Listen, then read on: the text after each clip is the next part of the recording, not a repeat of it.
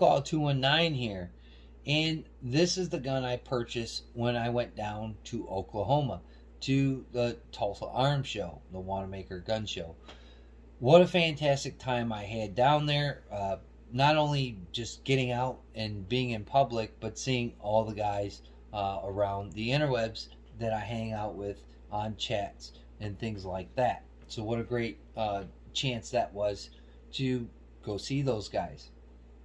So what you're looking at here, I'm going to give you some specs on it and a little bit of history on this firearm. This is a Steyr M95. Now, this gun was serviced around World War I, towards the end of World War II, by the Austrian-Hungarian Empire in the early part of the 20th century. I think at that time they were the first or second largest empire or configuration then.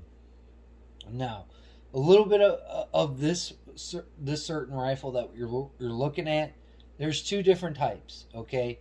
There's the long version and the short version. The most commonly owned version or sold version here in the States is the smaller one, the carbine, as we're going to call it, the smaller version of it. It's the most common. That's what was imported into the States. Now this runs a Mannlicher style action, okay, with an M-block feeding system. Okay, it takes clips, it doesn't take magazines. So if you're familiar with things like the Carcano, you take the clip, you put it into the firearm, and it drops out the bottom, not like the Garands that do the ping and it comes out the top. So hopefully that will give you a little bit of reference. Another thing, this is a straight pull. You know, modern day rifles, you know, you go up, you pull back, put the round in, and you go down. This is just a straight pull. You just pull it straight back, and then you lunge it forward, and it puts a round in the chamber. So like the K31s, things like that, that kind of style. This one runs a 5-round M-block clip. It does have a little detent, if you can see right here, a detent there, so you know, you can't put it in there backwards. You know, soldiers aren't the smartest thing on the planet, so it gives you a little bit of reference there how to use the firearm. It was an efficient gun. Not only that, it was used by the Volkssturm the end of World War II. Not only that, the police would use this gun across the pond. So there's a lot of history that's hooked to the M95 Steyr. What a cool gun. What I like about milsurps is they tell a story. And this is no different. So while I was down there, I was filming a little bit of video that unfortunately didn't come out right because I couldn't use the camera. But I came across this firearm. I looked at it for some time, talked to the guy about the price of the firearm. I went back to the table that the guys had set up there at the show. I kind of looked around for some people that had a little bit of knowledge in milsurp rifles. I have a lot of milsurp handguns, which, you know, I don't need a ton of help out in that kind of aspect. Stan from SS Pawn was there. He had a small bit of knowledge, and some of the other guys, they weren't really well revised in it. So I went to Clover. He's like, let's go check it out. If you don't know who Clover Tack is, you can just run through the people that I'm subscribed to, and you can catch him on live streams on his channel. We went back to the table. We looked at this firearm for quite some time. We did some research just standing there about certain people that were selling them online, what they were going for, things of that nature. But he was pretty confident that I would be able to take this gun out and shoot it, okay? Not only that he was pretty amazed by the, you know, the aesthetics of the firearm itself, and in how good shape it was. And so was I. That's why I wanted to get a second opinion and all that jazz. So that was really reassuring when you have that kind of backup or that kind of person with knowledge that you can go and reference it back. As I took this gun back to the table to show everybody about what I found, Stan came over and he had some friends that had a booth at the show, which is clutch. So we went over there and I met these two gentlemen. Talking to Stan, it's a pleasure. It's lovely. We have a great conversation about firearms, very knowledgeable. So we went over there and talked to a couple of his buddies that owned one of these guns at one time or another. Gave me some pretty good history lessons on the firearm itself, how their gun was, how to load it, how it was when they shot it. So I got a lot of reference from that as well. So that's what's cool about gun shows. When you go to these gun shows, especially with people that are really knowledgeable, it's exciting when you start getting information on a rifle or some type of firearm that you buy there, especially old milsurp stuff.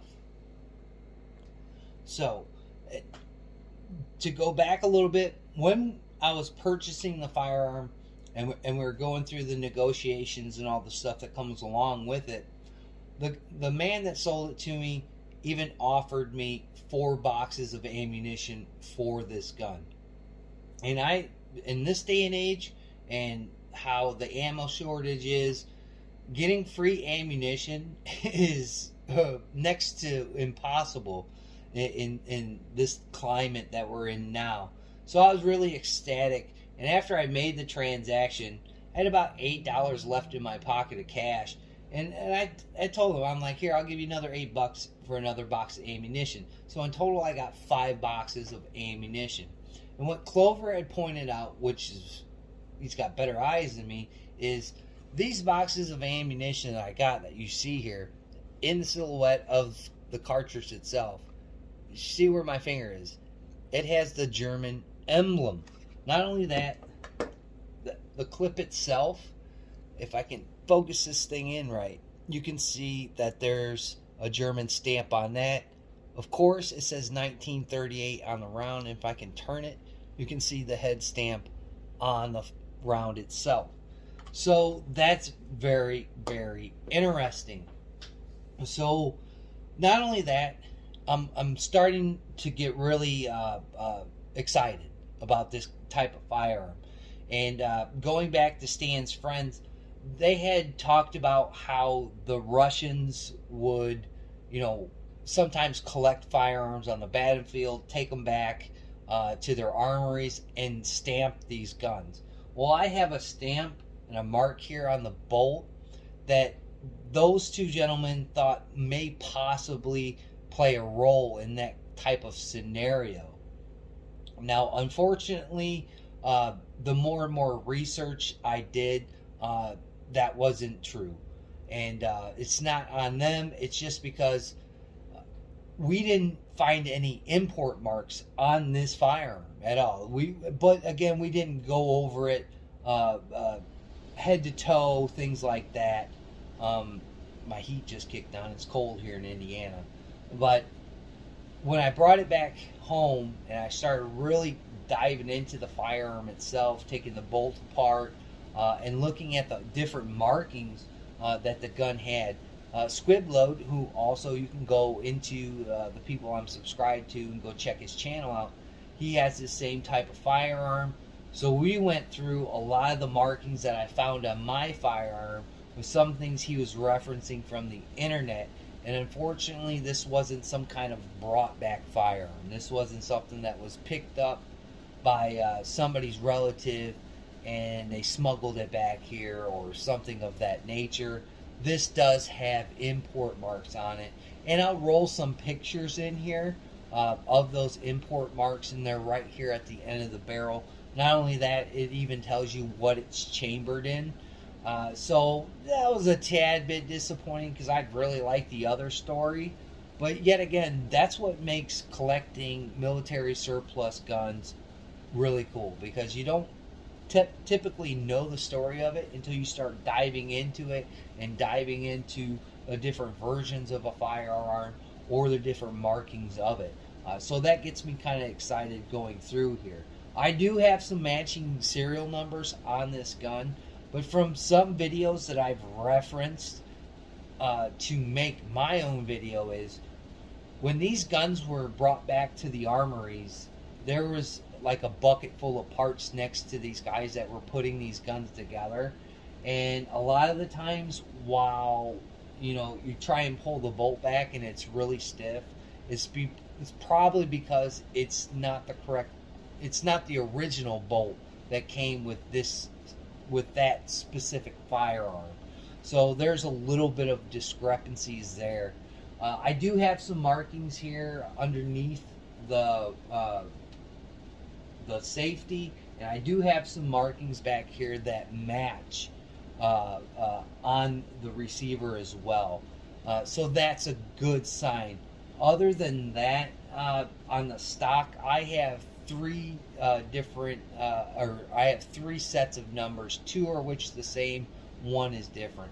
I believe one is the importer's numbers, which is on top of the bolt here, which gives away that great story of it being picked up and captured, because this number matches the one that's on the stock, and then I have one number that matches the numbers on top of the receiver. So I think those are original. When the gun was imported, those were the imported numbers that they threw on the gun. So there's a little bit of figuring out where this gun came from. And then wondering, if the barreling and the rechambered was from that importer is another thing that goes along those lines. So again, there's so much to dive into with milsurp guns, especially with the ammunition. The good story about that is, if you've never been to the Wanamaker Gun Show, there's two levels. There's a top level and a bottom level. And I was on the bottom level, and a lot of people can reference this that have been there. So if you're sitting on the mezzanine, right where you walk down into the second level, I was all the way on the bottom side, on the right, in the right corner of the show, checking out something. I forgot what it was. I think it was some survival stuff, if I can remember correctly. And I got a call from Ghost Tactical. Now, what's cool about Stan's friends that were at the show is they said when you shoot this old milsurp stuff, that could be really corrosive towards the firearm. So it makes it really hard to clean, and you got to clean it well, because you don't want anything to eat at these old guns and ruin them. So he's like, if you can find some newer manufactured ammunition, you can shoot that stuff out of it, and then you can save this for collector's value. So I was down there on the bottom level, and I got a call from Ghost Tactical, and he's like, dude, you got to come up here. I think I found some new ammunition for your gun that you just bought. So, roll call doesn't run, but I ran my ass all the way up to the top level and ran to where these guys were, and there must have been some miscommunication between Ghost and the vendor, because it ended up not being the ammunition that I needed for the firearm. And then we started walking. I started walking with Ghost, and he had Buck Stanley with him. Grandpa, he's in the chats if you're familiar with the channel, and some of the other guys I'm referencing here. So we were walking through, and he was building a rifle himself, and we were looking parts for Stanley, and he found some, and I believe he did build that rifle, so kudos to him. But I looked at Ghost Tactical, and I told him, this is the world's largest gun show, and all it takes is for us to turn that corner, to walk down that aisle, and we'll find it. And if we don't, and you got two chances to do it. You have, I believe, one in April, or I believe one in April or one in November. You got two shots to make this show. And I'm like, you're bound and determined to find it, because the majority of times everything's at that show that you're pretty much looking for your collections. And P226 Nut was there, and on Match Chat, he's always there talking about nerd stuff that Matt does, and I always put my money on that horse because knows everything about science fiction stuff and movies, and that's where my money goes. Really knowledgeable person about firearms, and he has a booth there. I believe his family does it because he lives in the area. I was looking at some of the stuff that was on the table that they were selling. A lot of the stuff I couldn't use for my collection, but it's interesting to see what people had nonetheless. And I hear Ghost calling to me across the way. So I walk over there. He's like, "Look, dude, I found it." So Ghost found me some 8x56R. This is made by PPU. Like I said, it's the world's largest gun show. You sometimes have to look through the nooks and crannies to find what you're looking for, and you 9 times out of 10 will find it. So thank you to Ghost Tactical for telling me, and he'll tell you himself that I tried to haggle to get all the boxes of this stuff. I think there was 4 or 5 boxes, but I only came home with 2. Ammunition is expensive nowadays, and sometimes this milsurp stuff is cheaper than modern day stuff. And I think I got it for $30 a box, which is pricey from what I've researched. But nonetheless, it's there. I need it for this gun, and I don't want to shoot this old stuff through there.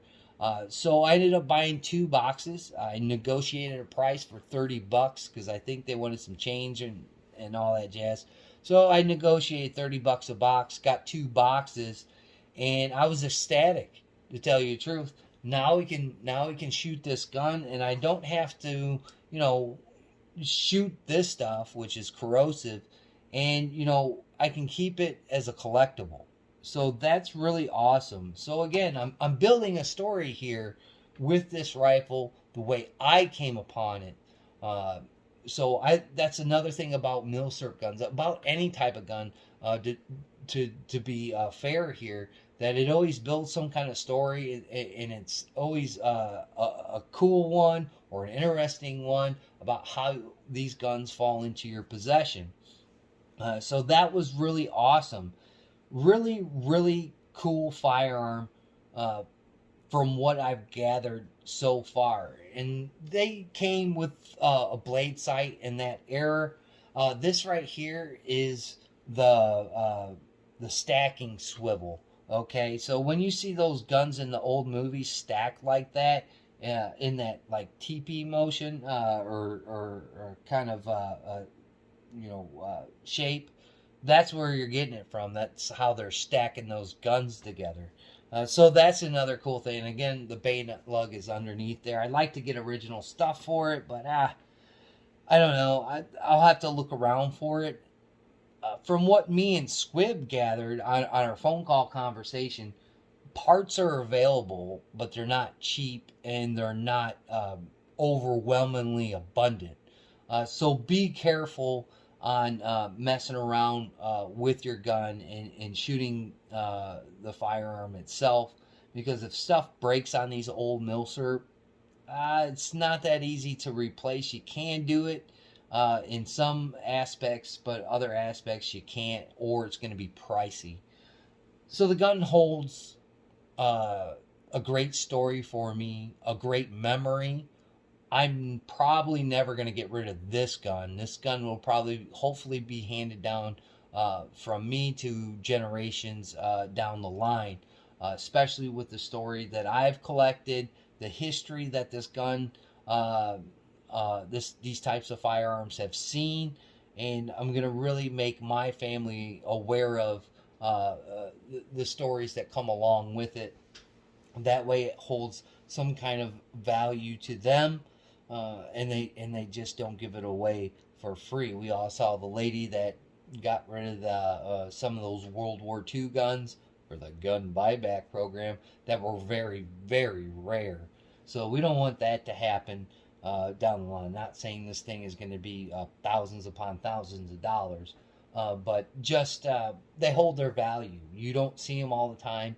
Uh, Milsurp guns, a lot of people don't collect them anymore, or they just go extinct. You know, they're hard to find. So I think it's a great story. I want to thank Ghost, Buck, and Clover, Stan from SS Pawn, and Stan's two friends. I forgot their names, unfortunately. I'm sorry for that. But for all the information that I've gathered and the people that have put information out on these firearms, I greatly do appreciate, because you never know when you're going to come about this stuff. They don't happen to be on the shelf nowadays. Again, we're far ways off from the videos that I've watched from 4, 5, even like 8 years ago. So that should tell you how far back I was going, looking and researching this gun. It's pretty cool. Just looking at it and then researching what these guns were doing back in those days, and how efficient these firearms were, and so many people adopted the Mannlicher action.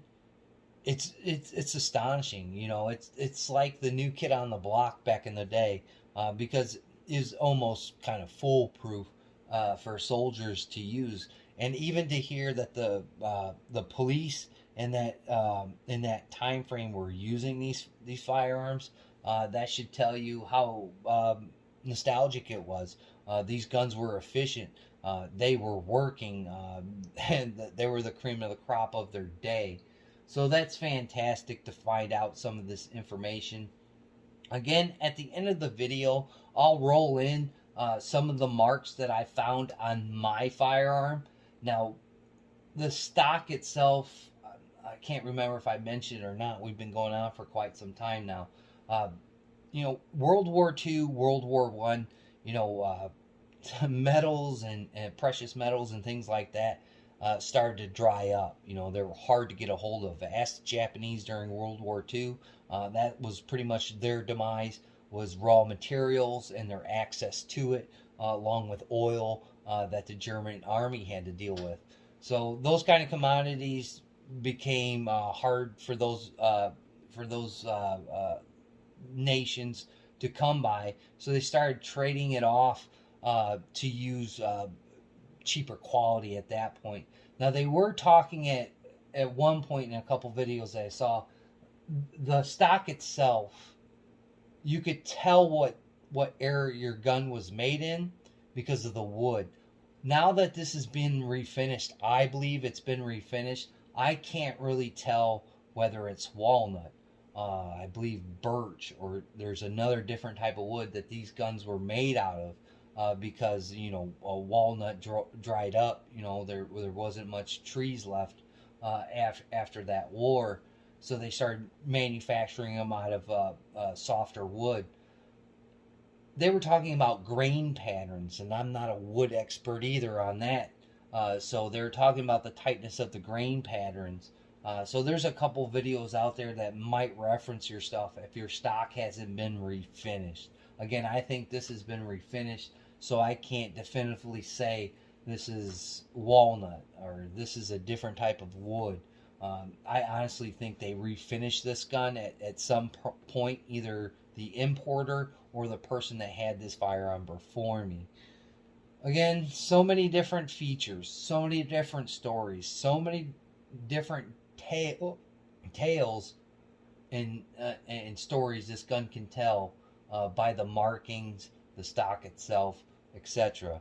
It's so cool to figure this stuff out, and it's interesting to me. Hopefully it's interesting to you. Again, I'd like to thank Clover, Ghost, Buck, Stan, his friends, and all the guys that made videos about these firearms to help me kind of learn about my particular firearm. I greatly do appreciate it. We will go out and shoot this gun, and from what I've referenced from the videos, man, this thing is a shoulder banger. This thing is nothing to sneeze at.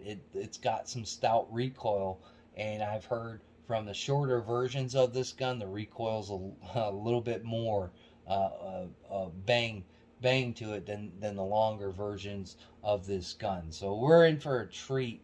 Again, I have to go to maybe a range and shoot this gun at. I mean, mine's kind of full of fuddy-duddies at times, and it's a concrete range, so it's going to be kind of, it's, even though it's outside, it's going to be echoing pretty good shooting this firearm. So hopefully maybe I can get it to where I'm the only one on the range and we can kind of shoot this gun that way, or we sneak out back and we throw a couple rounds down into the berm. So I don't know. We're definitely going to shoot this thing. I definitely want to experience it. I definitely want to see the functionality of this gun. I think it's a pretty neat gun. Great idea. I wish I would have thought of it. The man liquor action, but that's what you get. But I'd like to thank everybody that helped me out on this project, helped me out purchasing this firearm, and I especially want to thank all my Patreon folks. During that trip down to Tulsa, we stopped in Claremore, Oklahoma, and I got to visit the J.M. Davis Museum. I'm going to have to scroll through a bunch of pictures that I took, and I believe I took a picture of a Steyr M95 that was there at the museum, so hopefully I can find that and throw that up on Instagram. My Patreons, I did take a good portion of what I made, or what you guys gave through Patreon, and gave it to the J.M. Davis Museum in certain displays to help them keep going and preserving that display, or making it even better for me and others and generations to come to go and witness some of the coolest firearms and some really nostalgic firearms in history that reared themselves in wars and things of that nature. So what a great opportunity to have. If you have the chance to go down to the J.M. Davis Museum, I highly anticipate you being astounded by that. So I did donate some of my Patreon money that you guys gave to the J.M. Davis Museum. I want to thank you guys for that.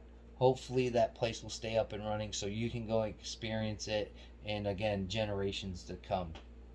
So with all that being said, this long video, I'd like to thank my old and my new subscribers, and just the people that zip through. I greatly do appreciate it. Please like, comment, share, and subscribe to the channel. Hit that bell for more notifications. Do that for everyone you watch. Help bang that algorithm a little bit for these guys so they can kind of push up through it. Don't forget to leave comments down in the comment section. That's what it's there for, to stir and create conversation, especially if you look at the pictures at the end of the video and you see some more identifying marks that I haven't quite found or researched to this point. I greatly do appreciate anything else I can figure out about my firearm. Will be outstanding at this point. So again, I want to thank you guys, and like always, we'll catch you on the next one.